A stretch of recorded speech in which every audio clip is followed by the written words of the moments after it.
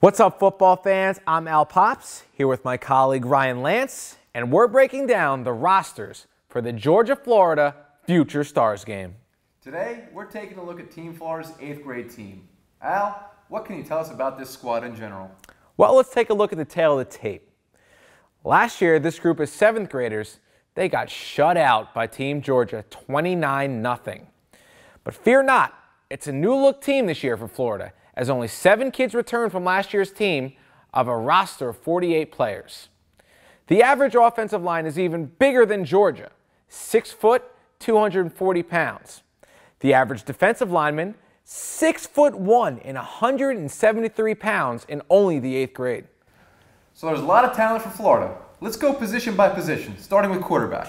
Good idea, Rye. Starting with quarterbacks, look no further than Devin Black. 6'2", 160 pounds, was ranked the number 15 overall player on the 2018 Elite 101 entering this season.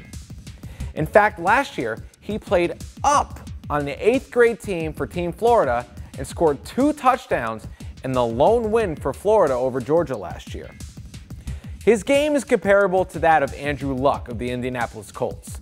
He's a pure pocket passer, but can absolutely take off when he needs to with 4.8 40 speed. Another quarterback to look out for is Caden Frost. Good size at 6'1", 174 pounds. Has a huge cannon for an arm and can make any throw on the field. Short side, wide side, long, short, he can make them all. And then that's not to forget about their third quarterback, Chetarius Atwell, who, down in Miami, is a Pop Warner legend. He's much smaller than the other 2 quarterbacks. In fact, he only weighs 130 pounds. But with 4.68 40 speed, he's one of the quickest kids on the field and a dangerous player at all times. Sounds like they got a great crop of quarterbacks there for Team Florida. Now let's take a look at the running backs. What can you tell us about Florida's running backs? You know, and as talented as those quarterbacks were, the running backs might be that much more talented. And take your pick at where you want to start. I'll start with Samuel Llewellyn, ranked number 70 overall in the 2018 Elite 101 rankings coming into the season. He was named a 2014 East Bay Youth All-American this January. A couple months ago, he earned the highest SPARQ rating for any running back in the entire country with a 71.97. He's very well built, he's a physical running back, and every top private high school in Florida is batting down his doors to get him to come to their school. You know, who else do you want to go to? Let's go to Shenardo Houston. Doubling as a track star, Houston tied for the fastest player of all the Future Stars Games tryouts, being clocked with a hand time at 4.6 in the 40-yard dash. That is absolutely flying. He's a very compact running back who runs extremely hard. Get this, he's only 5'9" and almost 190 pounds of pure speed and power. This season he only played in 3 games, but he earned the 2nd highest SPARQ rating in the entire country for running backs, with a 69.03. Joining them, no slouches at all, Tyrese Jackson, LaDoran Scott, and Willie Stewart round out the stable of running backs. The average time for those 3 backs is a 4.8 in the 40. So this speed is just for days and days when it comes to these Florida running backs. Great stuff. And as I understand it, on the outside, at wide receiver and tight ends, they got a talented group as well. What do you know about them? The offensive firepower just continues to the wide receivers and tight ends. Overall, they're a very tall, athletic group that can stretch the field with their size and their strength. The average 40-yard time for that group is a 4.8 in the 40, with Zahir Turner being the fastest, being timed at a 4.65. The top receiver of the group has to go to Kwan Smith. He's 6'3" and runs a 4.8 140. In fact, he was named a 2013 East Bay Youth All-American. Opposite him, Jeremy Trebles. He could be one to watch as a receiver. Last year he played as a stud defensive back for Team Florida, and this year he's back on the opposite side of the ball as a receiver, but his ball skills are second to none with anybody in this game. In addition to them, Trey Tompkins and Tyquan Thornton are both deep threat options for Team Florida. Let's jump to the tight ends. Herman McRae, get this, Rye, 6'4", 175 pounds already as a tight end. If this isn't a Jimmy Graham in the making, I can't tell you what is.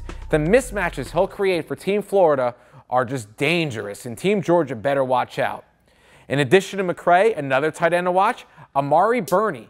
He's played running back in the past. Very athletic kid, 6'1", 205 pounds, can go up and get the ball and will run away from you if he makes a catch.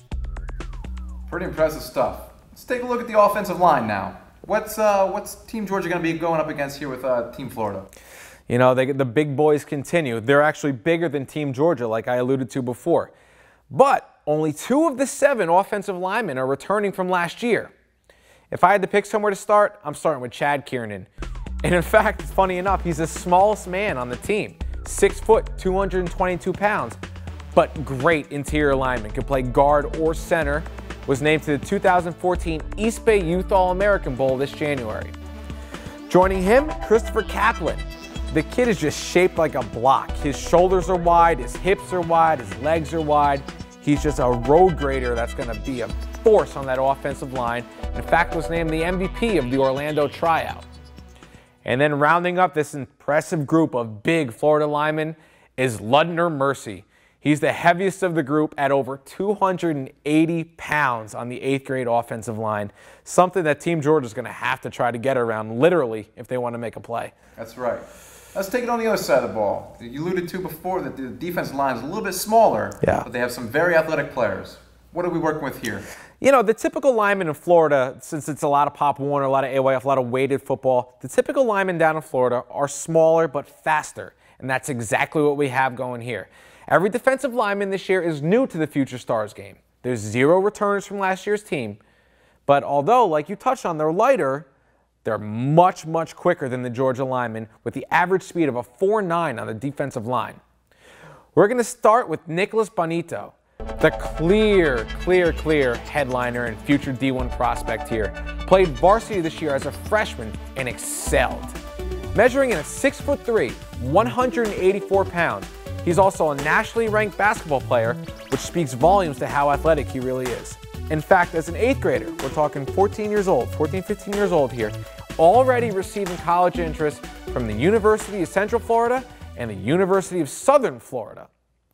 Joining Bonito, Zion Watkins, who was the MVP of the Fort Lauderdale tryout, and Jermaine Lovett, who was the MVP of the Palm Beach tryout, making this defensive line for Florida full of MVPs, full of D1 future prospects, and full of speed.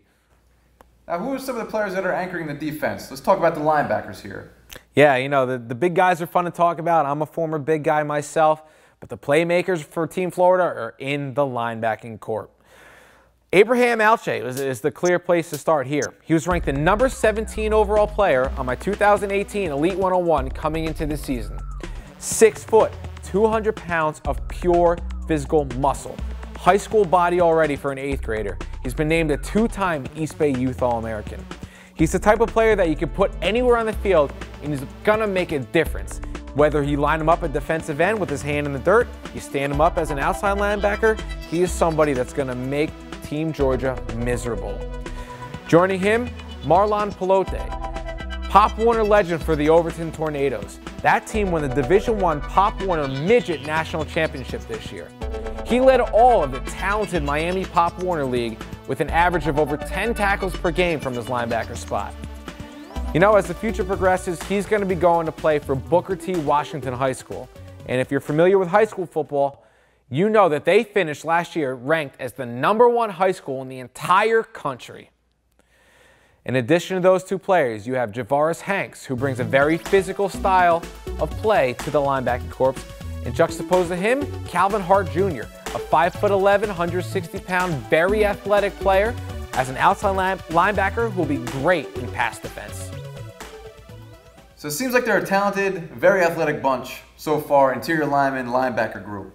But the secondary is also very athletic. Who's been sticking out to you there at that position? Yeah, you hit the nail on the head, Rye. This team is just full of athletes. And when you look at the secondary, you got to start with the cornerback, Brandon Cross. Cross played on his varsity team this year as an 8th grader on both sides of the ball. He's one of the faster kids on Team Florida. He was clocked at a 4.65 in the 40-yard dash. With that speed, his quickness, and his expertise in returning the ball, he should also be able to help out in the return game for Team Florida. Joining him is Devontae Mobley. He was named the MVP of the 8th grade tryouts in Jacksonville. Alongside him, Raynell Killian. He played in the Future Stars game last year as a running back. He's a promising player on both sides of the ball who will be attending Trinity High School next year. That's it for Team Florida's 8th grade squad.